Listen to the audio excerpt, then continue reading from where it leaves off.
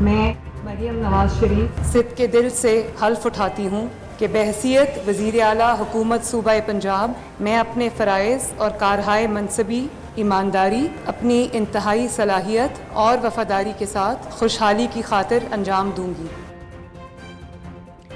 نئی تاریخ راکوں مریم نواز شریف نے پنجاب اسمبلی کی پہلی خاتون وزیر اعلیٰ کی ذمہ داریاں سنبھال لیں۔ گورنر ہاؤس لاہور میں تقریب حلف برداری گورنر بلیغ الرحمان نے حلف لیا۔ قائد مسلم لیگ نون نواز شریف، شہباز شریف، ارکان اسمبلی اور سیاسی رہنماؤں کی تقریب میں شرکت۔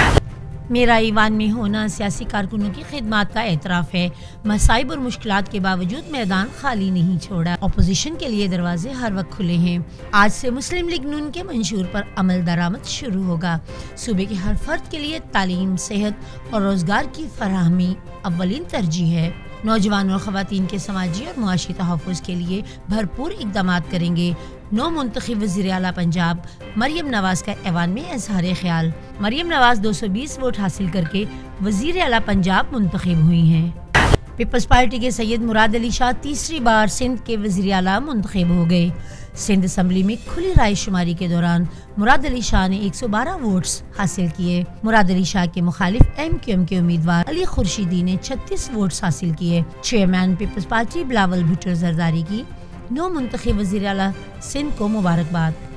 پاکستان کے مسائل کا حل قومی اتحاد اور ہم آہنگی میں ہے۔ سیاست میں تلخ رویوں سے گریز کرنا چاہیے۔ پیپلز پارٹی سب کو ساتھ لے کر چلنے پر یقین رکھتی ہے۔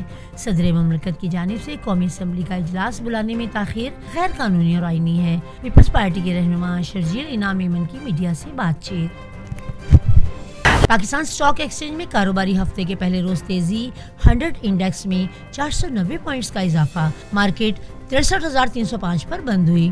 سب سے زیادہ اضافہ آٹو موبائل، سیمبلز، سیمنٹ اور کیمیکلز کے شعبے سے تعلق رکھنے والی کمپنیز کے شیئرز میں ہوا۔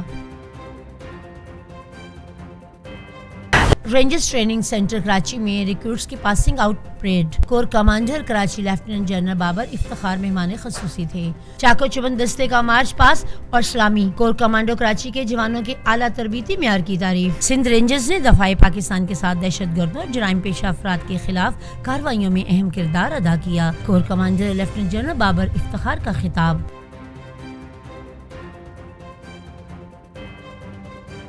7 روزہ قومی انسداد پولیو مہم کا آغاز۔ آج سے 3 مارچ تک پولیو ورکرز گھر گھر جا کر بچوں کو پولیو کے قطرے پلائیں گے۔ خیبر پختونخوا کے 33 اضلاع میں 3 سے 9 مارچ تک مہم چلائی جائے گی۔ مہم کے دوران 4.5 کروڑ زائد بچوں کو پولیو سے بچاؤ کے قطرے پلائے جائیں گے۔ اسرائیلی فوج کے ہاتھوں مظلوم فلسطینیوں کی نسل کشی جاری۔ غزہ میں صہیونی فوج کی تازہ بمباری، 30 سے زائد فلسطینی شہید، متعدد زخمی۔ غزہ کے جنوبی علاقوں میں فلسطینیوں کے ساتھ جھڑپوں میں 5 اسرائیلی فوجی زخمی۔ عالمی صحافتی تنظیمیں آج فلسطینی صحافیوں سے اظہار یکجہتی کا دن منا رہی ہیں۔ بھارت میں کسان یونینز اور حکومت کے درمیان ڈیڈ لاک برقرار۔ کسانوں کا احتجاج 13ویں روز بھی جاری۔ پولیس کے ہاتھوں نوجوان کسان شب کرن سنگھ کی موت کے بعد کشیدگی میں اضافہ۔ لوائکی نے مودی حکومت کے 1 کروڑ روپے کی پیشکش کو ٹھکرا دیا۔ گولی چلانے کا حکم دینے والے افراد کے خلاف قتل کے مقدمات درج کرنے کا مطالبہ۔ بادل برسنے کا سلسلہ پھر سے شروع، سردی کی شدت میں بھی اضافہ۔ خیبر پختونخوا، بلوچستان اور مری میں گرج چمک کے ساتھ بارش اور پہاڑوں پر برف باری۔ اسلام آباد اور گرد و نواح میں معطل ابر آلود رہنے کے علاوہ تیز ہواؤں کے ساتھ بارش کا امکان ہے۔ محکمہ موسمیات کے پیشگوئی MGMA کا کہنا ہے کہ برف باری سے سڑکوں کی صورتحال متاثر ہو سکتی ہے۔ سیاحوں کو بہت محتاط رہنے کی ہدایت۔ اور سعودی پرو فٹ بال لیگ میں کرسچیانو رونالڈو کی ٹیم النصر نے الشباب کو 2 کے مقابلے میں 3 گول سے ہرا دیا۔ فاتحہ ٹیم کی جانب سے اینیسنٹ کا نے 2 اور رونالڈو نے 1 گول سکور کیا۔ لیگ ٹیبل پر النصر کے 52 پوائنٹس کے ساتھ دوسرے نمبر پر الہلال کی ٹیم 56 پوائنٹس کے ساتھ سر فہرست۔